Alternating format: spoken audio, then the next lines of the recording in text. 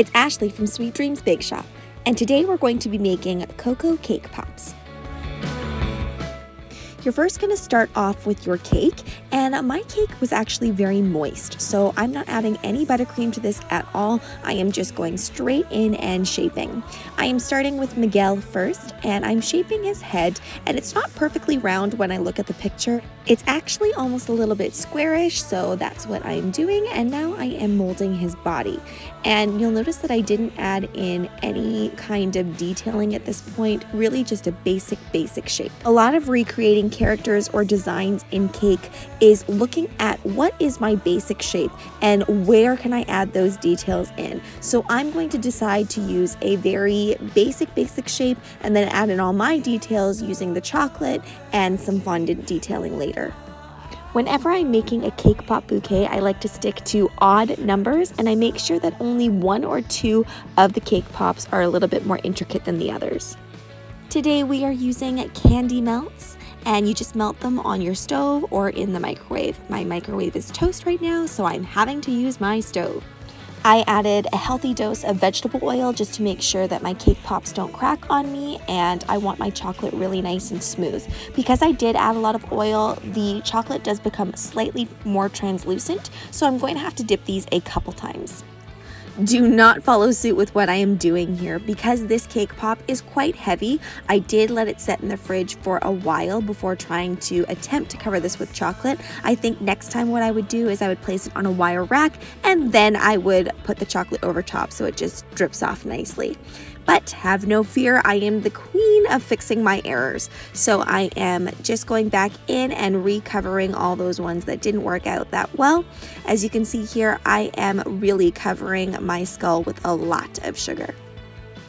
Just using some royal icing here to put on all the details of Miguel's face. A little word of advice is because this is such a small cake pop, I used a lot of dots to kind of decorate the sugar skull. Normally there's a lot of swooping lines on sugar skulls, but I think for this particular type of thing that we're doing, dots work best. Fondant time! Now if you're like me and you don't actually like eating fondant that much, then you could do this with white chocolate as well. You'll just have to dye all of your different chocolates and you'll have to color block, so it is a little bit trickier. You'll notice that I'm directing a lot of my decor right to the front of the cake pop. I'm not too worried about what the back looks like because really no one's going to be looking at the back, especially because this is going to be put into a bouquet. This clip is actually from another video, but I didn't have any clips from me making the roses that was a little bit more slowed down. So this is the slowed down version of how I make my roses. Now here, you'll notice that I'm not using my balling tool to get that petal really thin. So when I actually make these for the cake pops, I really take my balling tool and I really thin out those petals and get it paper thin. My reason for getting it paper thin was not because I wanted it to look like a realistic rose. I actually wanted it to look like it was made out of paper or tissue paper. I know for Day of the Dead they do a lot of different crafts and things to decorate, so that was kind of where I was going with this. I added some additional black dotting all over the cake pops. You really don't have to do this. You could just leave it nice and sparkly as is. I'd say the trickiest part about these cake pops was just adhering all of those different flowers. I did it with royal icing, but as we know, royal icing doesn't set that fast. So I think a better option would be melted white chocolate because that will set up super fast.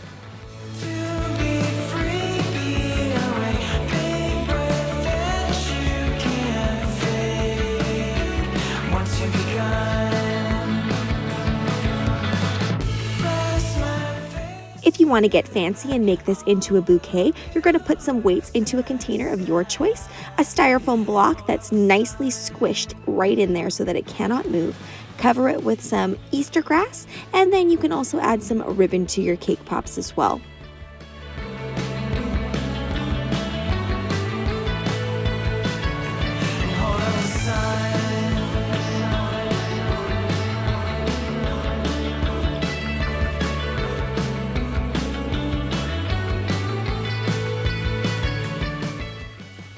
When making your bouquet and putting it together, it's really important that you think about what you want showing at the front. So of course, I want my main character right in the center, and then that sugar skull just right behind, tucked in just a little bit.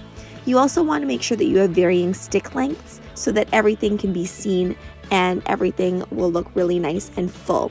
So when choosing your container, make sure you choose something kind of smallish so that everything is packed together really nicely.